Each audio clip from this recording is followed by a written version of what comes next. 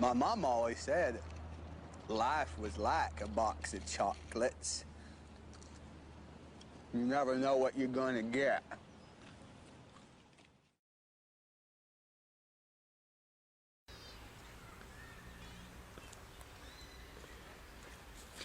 Servus, domnul Că. Bună.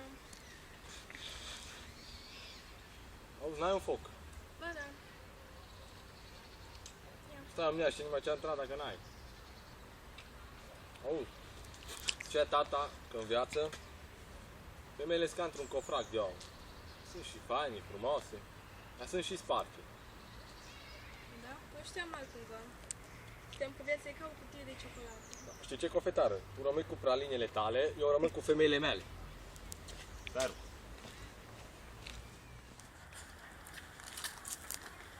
Nu doriți la o ciocolată Milka? Precamar cu o râșniță, șepte arhanghel pe spate, bă, dar viața asta știu că e de cacao, bă, dar nici chiar așa, bă, băiatul.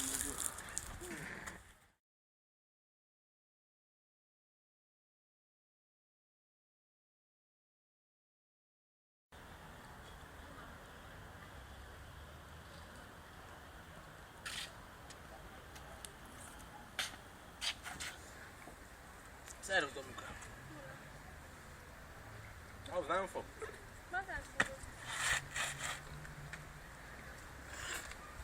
Nu mai am foc. Auzi, ce tata că femeile în viață sunt ca într-un cofrac de aur.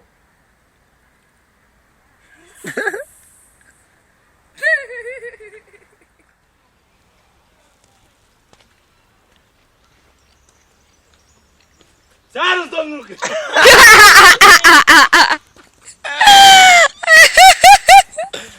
Ești pe asta. Nu doriți la o ciocolată Milka? Fută-mi!